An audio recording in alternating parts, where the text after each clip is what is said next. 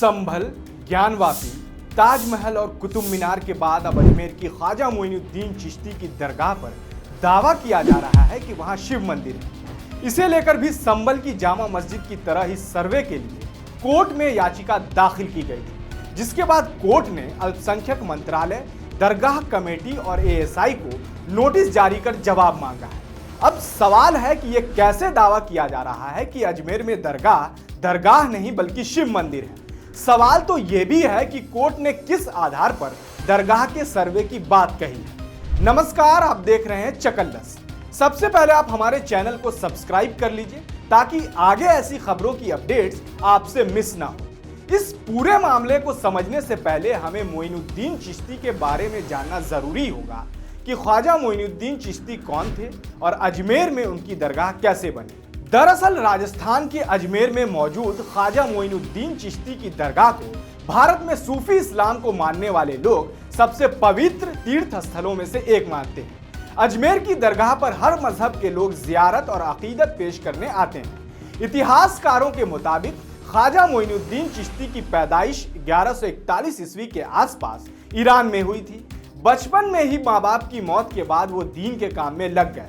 ऐसा कहा जाता है कि एक बार ख्वाजा मोइनुद्दीन के सपने में दिखाई दिया कि पैगंबर मोहम्मद उन्हें दिल्ली जाने के लिए कह रहे हैं, जिसके बाद मोइनुद्दीन चिश्ती का हिंदुस्तान तक का सफर शुरू होता है। 12वीं सदी के आखिर में वो दिल्ली आते हैं और फिर अजमेर जाते हैं। अजमेर में उनको एक नया नाम गरीब नवाज मिला, यानी गरीबों का भला करने वाला। 1236 में उनकी मौत के बाद उनका मकबरा बनाया गया, जो पहले एक छोटा सा स्ट्रक्चर होता था, जिसे बड़ा आकार देने में कई सल्तनत के बादशाहों का योगदान रहा। मुगल बादशाहों के दौर में यहाँ बहुत से निर्माण हुए, क्योंकि मुगल बादशाहों का ख्वाजा मोइनुद्दीन चिश्ती से खास लगाव था। आईनाए अकबरी में अबुल फजल लिखते हैं कि राजस्थान प्रवास के दौरान अकबर को पता चला कि अजमेर में ख्वाजा मोइनुद्दीन चिश्ती की दरगाह है, जहाँ हर मन्नत पूरी होती है। अकबर ने मन्नत मांगी, अगर एक बेटा हो जाए तो अजमेर पैदल आकर सर झुकाऊंगा।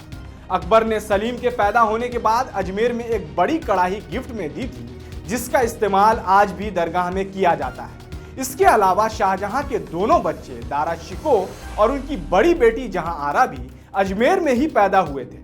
हैदराबाद के निजाम भी अजमेर शरीफ को संरक्षण दिया करते थे। ब्रिटिश शासन के वक्त रानी मैरी ने भी अजमेर का दौरा किया था और दरगाह की एक टंकी के मरम्मत के लिए रानी ने 1500 रुपए भी दिए थे, जिसकी वजह से उस टैंक को विक्टोरिया टैंक के नाम से आज भी जाना जाता है।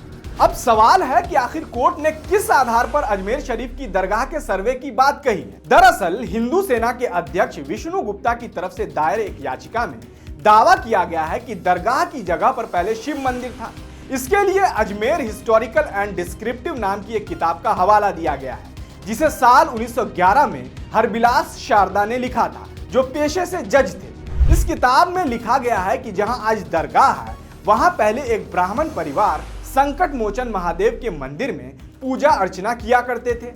याचिका में यह भी कहा गया है कि दरगाह में मौजूद बुलंद दरवाजे और दूसरे स्ट्रक्चर में मंदिर के आर्किटेक्चर के साफ प्रमाण हैं।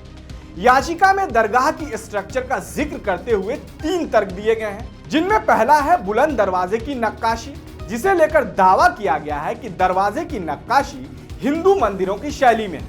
दूसरा है गुंबद की बनावट, जिसके बारे में कहा गया है कि दरगाह का गुंबद भी इस बात का संकेत देता है कि इसे किसी पुराने मंदिर के अवशेषों पर बनाया गया है। और तीसरा तर्क है पानी का स्रोत, जिसे लेकर कहा जाता है कि शिव मंदिरों के पास जल स्रोत या झरना होता है और दरगाह के पास भी पानी का झरना मौजूद है।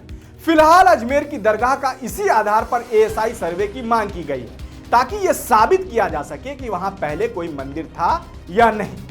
तो फिलहाल आपको हमारी ये रिपोर्ट कैसी लगी, आप हमें कमेंट सेक्शन में जरूर बताएं और YouTube पर हमारे चैनल को जरूर सब्सक्राइब करें। साथ ही Facebook और Instagram पर भी हमें जरूर फॉलो करें।